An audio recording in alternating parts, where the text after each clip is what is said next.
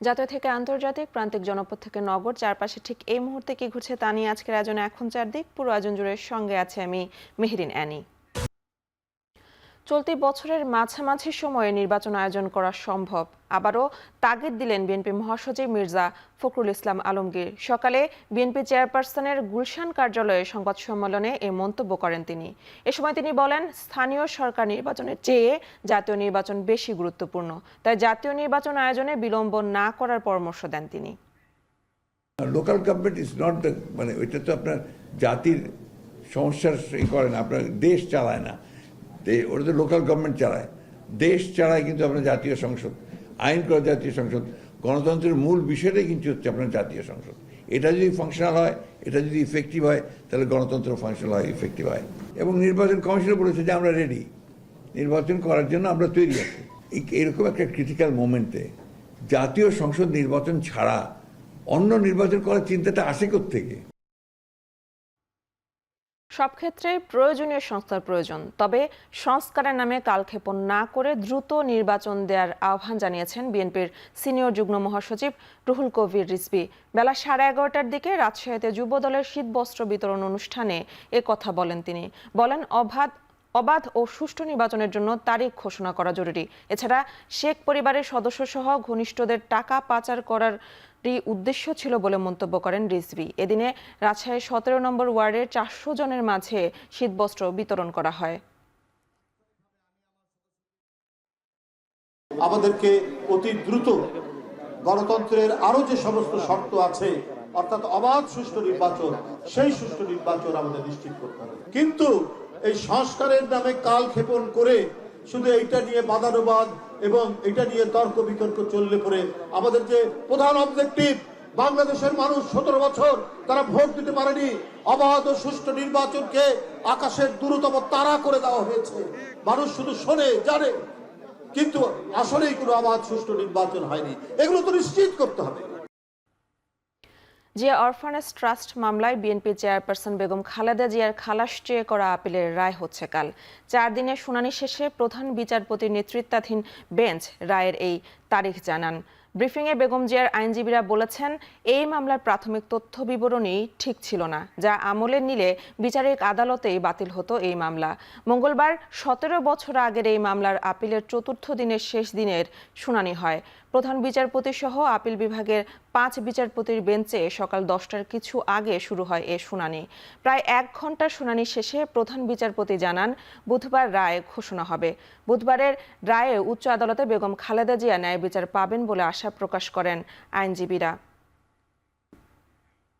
ব্যক্তিগত জিঘাংসা, রাজনৈতিক প্রতিহিংসার কারণে মামলা দায়ের করা হয়েছিল।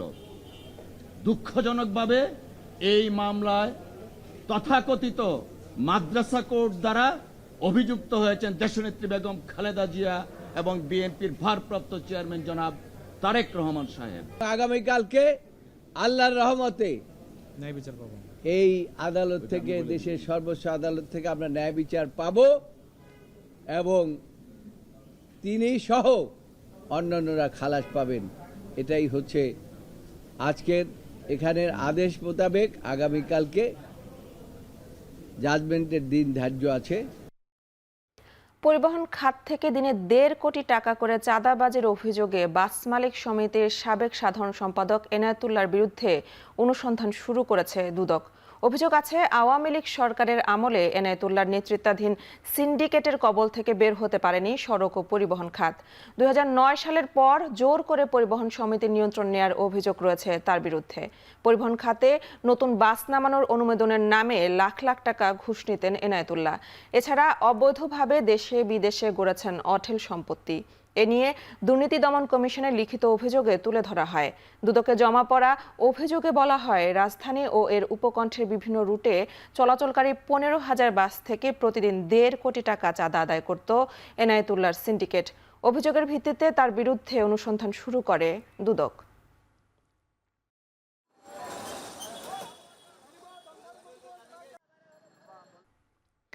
কোনো রক্তচক্ষুকে ভয় নয়, চিহ্নিত সন্ত্রাসীদের কঠোর হাতে দমন করা হবে বলে জানিয়েছেন পুলিশের অতিরিক্ত কমিশনার। সকালে সংবাদ সম্মেলনে এ কথা বলেন তিনি।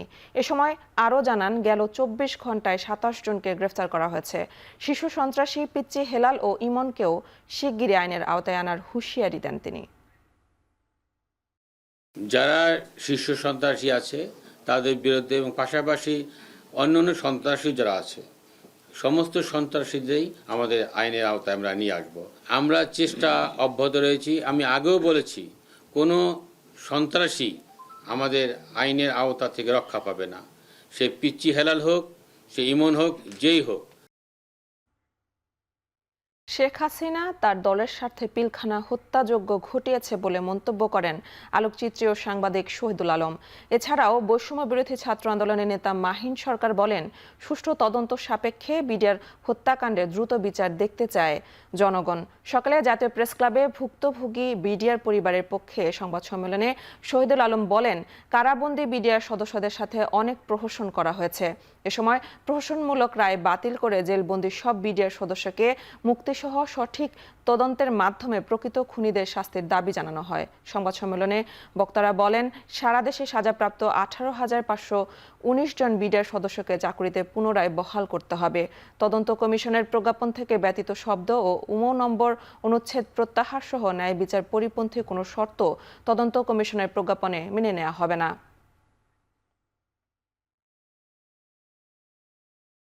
যদি কোনো নিরপরাধ বিডিআর সদস্য যারা এখনো তাদের সাজা ভোগ করে তাদের মেয়াদ শেষ হয়েছে, যারা পূর্বেই খালাস পেয়েছেন কিংবা এখনো বিভিন্ন মেয়াদে সাজাপ্রাপ্ত হয়ে জেলের ভেতরে আছেন এবং একই সাথে যারা ফাঁসির দণ্ডপ্রাপ্ত হয়েছেন, এর মধ্যে পুরো বিচার প্রক্রিয়ায় যদি একজনের সাথেও অন্যায় করা হয়ে থাকে, তাহলে আমরা বলতে পারি এই পুরো প্রক্রিয়াটি আসলে প্রশ্নবিদ্ধ। হযরত শাহজালাল বিমানবন্দরের পর এবার এইচএমপি ভাইরাসের সংক্রমণ ঠেকাতে আখাউড়া বেনাপোল হিলি স্থলবন্দরে সতর্কতা জারি করেছে স্বাস্থ্য অধিদপ্তর। বন্দরের ইমিগ্রেশনে স্থাপন করা হয়েছে হেলথ ডেস্ক। আখাউড়া বন্দরে গতকাল থেকে সতর্কতা জারি করেছে স্বাস্থ্য বিভাগ। পাশাপাশি চিকিৎসক ও স্বাস্থ্যকর্মীদের সমন্বয়ে গঠন করা হয়েছে মেডিকেল টিম। ভারত ফেরত প্রত্যেক যাত্রীকে তাপমাত্রা পরীক্ষার পাশাপাশি করা হচ্ছে প্রাথমিক স্বাস্থ্য পরীক্ষা। তবে এখন পর্যন্ত এই ভাইরাসে আক্রান্ত কোনো যাত্রী শনাক্ত হয়নি। আখাউড়া বন্দর কর্তৃপক্ষ ও স্বাস্থ্য বিভাগ বলছে, এইচএমভি ভাইরাসের প্রাথমিক উপসর্গগুলো কোনো যাত্রীর মাঝে দেখা গেলে তাকে আখাউড়া উপজেলা স্বাস্থ্য কমপ্লেক্সে পাঠানো হবে। পরবর্তীতে স্বাস্থ্য অধিদপ্তরের নির্দেশনায় নেওয়া হবে পরবর্তী ব্যবস্থা। এদিকে হেলথ ডেস্ক স্থাপন করা হয়েছে বেনাপুল ও হিলি স্থলবন্দরে। সেখানেও যাত্রীদের স্বাস্থ্য পরীক্ষা নিশ্চিত করা হচ্ছে। তবে এই ভাইরাস নিয়ে আতঙ্কিত না হয়ে সচেতন হওয়ার পরামর্শ দিচ্ছেন চিকিৎসকরা। আগে করোনা ভাইরাস একটা আতঙ্ক ছড়াইছে, এখানেও একটা আতঙ্কের মধ্যে আমরা আছি। বর্ডারে এখন আমরা এখানে দেখতেছি যে দুই পাশে ২টা হেলথ ক্যাম্প আছে। এখানে যারা আসে ভারত থেকে ওদের মানে স্বাস্থ্য পরীক্ষা হিসাবে আমরা এখানের মধ্যে ওই তাপমাত্রা দেখি ওদের কোনো এইচএমপি ভাইরাস ওদের মধ্যে আছে কিনা আমরা দেখি, পরীক্ষা করি। কুমিল্লা নগরী থেকে দেশি বিদেশি বিভিন্ন অস্ত্রসহ ২ সন্ত্রাসীকে আটক করেছে সেনাবাহিনী। রাতে নগরীর অশোকতলা এলাকায় অভিযান চালিয়ে তাদের আটক করা হয়। সেনাবাহিনী প্রেস বিজ্ঞপ্তিতে জানিয়েছেন, গোপন তথ্যের ভিত্তিতে ক্যাপ্টেন সাদমানের নেতৃত্বে জাকির হোসেনের বাড়িতে অভিযান পরিচালনা করা হয়। এ সময় জাকির হোসেনের তথ্যের ভিত্তিতে তারই গ্যারেজের টিনশেড থেকে একটি ৭.৬৫ মিলিমিটার পিস্তল উদ্ধার করা হয়। পরে জাকিরের তথ্যের ভিত্তিতে রাতভর অভিযান চালিয়ে একই এলাকার সন্ত্রাসী লিটনকেও তার বাড়ি থেকে আটক করা হয়। এ সময় তার কাছ থেকে আরেকটি ৭.৬৫ মিলিমিটার পিস্তল সহ চাপাতি চাকু উদ্ধার করা হয়। তাদেরকে কোতোয়ালি থানায় হস্তান্তর করা হয়। ভারপ্রাপ্ত কর্মকর্তা জানান, জাকিরের বিরুদ্ধে 2টি মামলা হয়েছে। এছাড়া আটক 2 জনের বিরুদ্ধে জুলাই আন্দোলনের শিক্ষার্থীদের উপর হামলায় জড়িত থাকারও অভিযোগ রয়েছে।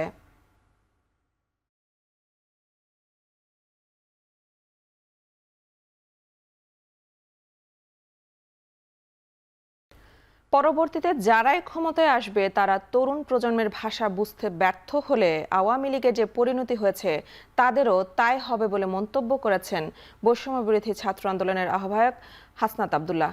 যারা বলে আওয়ামী লীগ ছাড়া অংশগ্রহণমূলক নির্বাচন হবে না, তারা আওয়ামী লীগের ফ্যাসিবাদের ইন্ধনে ছিল বলেও মন্তব্য করেন তিনি। সকালে নারায়ণগঞ্জের চাষারা কেন্দ্রীয় শহীদ মিনারে লিফলেট বিতরণ, গণসংযোগ ও পথসভা কর্মসূচিতে অংশ নিয়ে এসব কথা বলেন তিনি। আপনারা যদি এই তরুণ প্রজন্মের কথা আপনারা বুঝতে ব্যর্থ হন, আওয়ামী লীগের যে পরিণত হয়েছে, পরবর্তীতে যারাই নীতি নির্ধারণের পর্যায়ে আসবে, এই তরুণ প্রজন্মের ভাষা যদি আপনারা বুঝতে ব্যর্থ হন, তাহলে আওয়ামী লীগের পরিণতির মতোই আপনাদের পরিণত হবে।